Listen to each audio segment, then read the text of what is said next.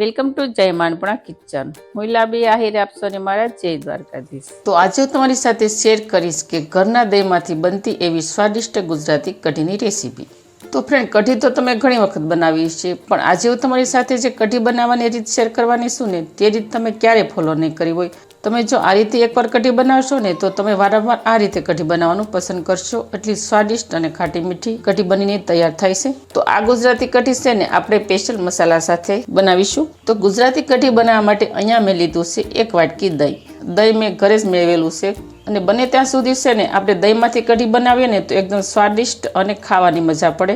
અને જો બહારની છાશમાંથી આપણે કઢી બનાવીએ ને, તેનું રિઝલ્ટ આપણને ઘરની છાશ જેવું નથી મળતું. તો જો તમારે છાશમાંથી કઢી બનાવીને તૈયાર કરવાની હોય ને, તો આ દહીંને તમારે બ્લેન્ડરમાં ફેરી નાખવાનું. એ રીતે પણ તમે કઢી બનાવી શકો છો, પણ દહીં છે તે ઘરનું જ હોવું જોઈએ. તો દહીંને આપણે કાચના બાઉલમાં એડ કરી દઈશું.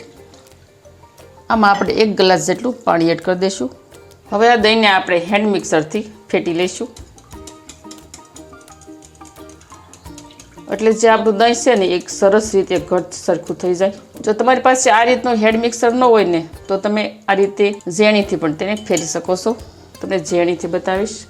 તો વિડીયો શરૂ કરતાં પહેલાં મારી તમને નિવેદન છે કે હજી સુધી તમે મારી ચેનલને સબસ્ક્રાઈબ ન કરી તો પ્લીઝ જય માનપણા કિચનને સબસ્ક્રાઈબ કરી દેજો. વિડીયોને એક લાઈક જરૂર કરજો. જો અહીંયા આપણે દહીં છે તે સરસ રીતે ફેટી નાખ્યું છે. જો સરસ ઘોળવા જેવું બની અને તૈયાર થઈ ગયું છે. અહીંયા આપણે દહીં ફેટી નાખ્યા બાદ આપણે 1 ચમચી જેટલું લઈ લઈશું ચણાનો લોટ. તે આપણે એડ કરી દઈશું. તો કઢીની અંદર છે ને, ચણાનો લોટ છે તે આપણે ઓછો યુઝ કરવાનો, કારણ કે જો વધારે આપણે ચણાનો લોટ એડ કરીએ ને, તો કઢી છે ને એકદમ ઘાટી અને જાડી થઈ જાય છે. એટલે એ કઢી આપણને ખાવામાં મજા નથી આવતી. હવે આપણે મિક્સ કરી દઈશું. એટલે લોટ છે તે સરસ રીતે ભળી જાય, ગોળ ન રહે એ રીતે આપણે ફેટી લઈશું. તો જો અહીંયા આપણે ચણાનો લોટ છે તે સરસ રીતે મિક્સ કરી નાખ્યો છે, એક પણ ગોળ નથી દેખાતી. અત્યારે આપણે આને સાઈડમાં મૂકી દઈશું અને આગળની પ્રોસેસ હું તમને બતાવીશ. તો હવે આપણે કઢીમાં એડ કરવા માટેના સ્પેશિયલ મસાલા તૈયાર કરી લઈશું. તો તેને આપણે ખાણી વડે ખાંડી અને મસાલા તૈયાર કરવાના છે. જો આપણે ખાણી વડે ખાંડી અને મસાલા તૈયાર કરીએ ને, એનો સ્વાદ છે ને એકદમ આપણને મીઠો લાગે છે. તો મસાલામાં મેં લીધું છે તીખાશ માટે 1 મોટું મરચું, મોળું મરચું છે તે, અને 2 તીખી મરચી લીધી છે. મરચાં કટ કરી લઈશું. મરચીને પણ આ રીતે કટ લગાવી દઈશું. હવે આપણે ચમચી વડે મરચાં એડ કરી દઈશું ખાવણીમાં. જો આપણે મરચી છે ને તે તીખી આવે છે, અને આપણે હાથેથી લઈએ ને તો લાંબો સમય સુધી આપણને હાથ બળ્યા કરે છે. તો આ રીતે આપણે ચોપર બોર્ડમાં કટ કરીએ ને, એટલે આપણા હાથમાં જલણ પણ ન થાય અને ઇઝીલી રીતે કટ થઈ જાય. 1 આદુનો ટુકડો એડ કરી દઈશું. 1/2 ચમચી જેટલા અહીંયા અમે આખા ધાણા લીધા છે. ધાણાથી પણ બહુ સરસ ટેસ્ટ આવે. 1 ચમચી જેટલું લઈ લઈશું આપણે લીલું લસણ. તમારી પાસે જો લીલું લસણ ન હોય ને, તો તમે સૂકું લસણની 4-5 કળી પણ એડ કરી શકો છો. પણ જો સૂકા લસણ કરતાં જે આપણે લીલું લસણ એડ કરીએ ને, તેનો ખાવામાં વધારે રિઝલ્ટ સારું આવે છે. 5 ચમચી જેટલા લઈ લઈશું સફેદ તલ. 5 ચમચી જેટલું લઈ લઈશું આખું જીરું. તો અહીંયા મેં 6 થી 7 લીલા પાન લીધા છે મીઠા લીમડાના. તે આપણે આને આ રીતે નાના નાના ટુકડા કરી અને એડ કરી દઈશું. મીઠો લીમડો છે ને, તે આપણે વઘારમાં તો એડ કરીએ છીએ, પણ આ રીતે મસાલામાં તમે થોડા પાનના આ રીતે ટુકડા કરીને એડ કરો ને, તો તે પણ ખાવામાં એકદમ ટેસ્ટી લાગે છે. 5 ચમચી જેટલું આપણે મીઠું એડ કરી દઈશું. એટલે મસાલો છે તે ફટાફટ ખંડાઈ જાય, એટલે વધારે પડતો આખા ભાખો ન રહે. તો જો અહીંયા આપણો મસાલો છે તે સરસ મજાનો ખંડાઈ અને થઈ ગયો છે તૈયાર. આપણે આ રીતનો અધકચરો મસાલો રાખવાનો, એટલે આનો ટેસ્ટ સરસ આવે. અને આપણે 1 વાટકીમાં લઈ લઈશું. તો આપણે કઢી વઘારવા માટે એક પેન લઈ લઈશું સ્ટીલનું. તેમાં આપણે ઘી એડ કરી દઈશું. વઘારમાં છે ને ઘીનો સ્વાદ છે ને સરસ લાગે. ઘી આપણે 1.5 ચમચી જેટલું લીધું છે. તો કઢીના વઘારમાં છે ને ઘી એડ કરીએ ને, તો તેનાથી પણ એકદમ સરસ સ્વાદ આવે છે. ઘીને આપણે ગરમ થવા દઈશું. ઘી ગરમ થાય એટલે આપણે 1/2 ચમચી રાઈ એડ કરી દઈશું. 5 ચમચી જીરું એડ કરી દઈશું. 5 ચમચી હિંગ એડ કરી દઈશું. 1 સૂકું મરચું લાલ એડ કરી દઈશું. ત્યારબાદ લઈ લઈશું 1 તીખી મીઠા લીમડાની એડ કરી દઈશું. આખા મસાલામાં લીધા છે 1 તજનો ટુકડો અને 2 છે લવિંગ, તે આપણે એડ કરી દઈશું. થોડા લઈ લઈશું મેથી દાણા. મેથી દાણા વઘારમાં છે ને એકદમ સરસ લાગે છે, તે આપણે એડ કરી દઈશું.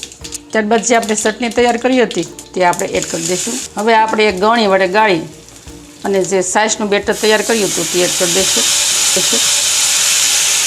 જો આ રીતે આપણે ગળણી વડે ગાળી અને કઢી બનાવીને, તો શું થાય કે જે અમુક શેણાના લોટની ગોળી હોય કે આપણે જો આ રીતનું જાડું હોય ને સાઈઝમાં જે તળિયે બેસી ગયું હોય તે જો આ રીતે ઇઝીલી રીતે નીકળી જાય એટલે કઢી છે ને સરસ એક રાગી બને.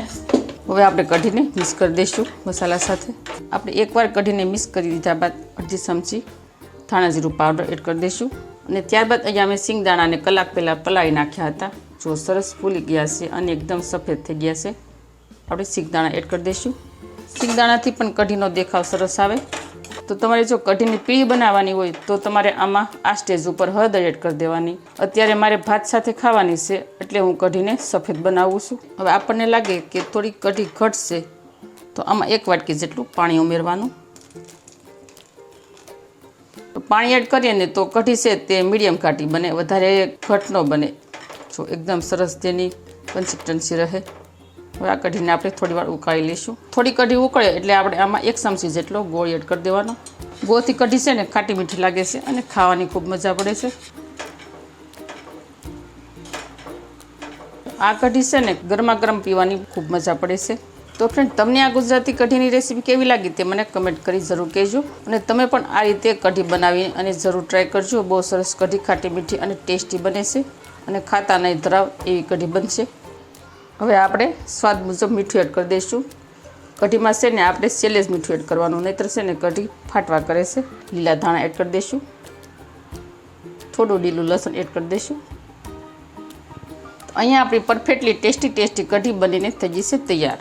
હવે તૈયાર થયેલી કઢીને આપણે ગેસ પરથી નીચે ઉતારી લઈશું. તો અહીંયા આપણી ટેસ્ટી સફેદ ગુજરાતી કઢી બનીને થઈ જશે તૈયાર. આ કઢીને છે ને તમે સાદા ભાત, પુલાવ ભાત, વઘારિયા ભાત, બિરયાની ભાત ગમે એની સાથે ખાશો, બહુ સરસ ટેસ્ટી લાગશે. તો તમને જો આ કઢીની રેસીપી સારી લાગી હોય તો જય અન્નપૂર્ણા કિચનને સબસ્ક્રાઈબ કરી દેજો. વિડીયોને એક લાઈક જરૂર કરજો અને ફ્રેન્ડ અને ફેમિલીમાં વધુ શેર કરજો. તો આવજો, ફરી મળીશું આવી નવી રેસીપીઓ સાથે. ત્યાં સુધી થેન્ક યુ. જય દ્વારકાધીશ, જય સિયારામ, ધન્યવાદ.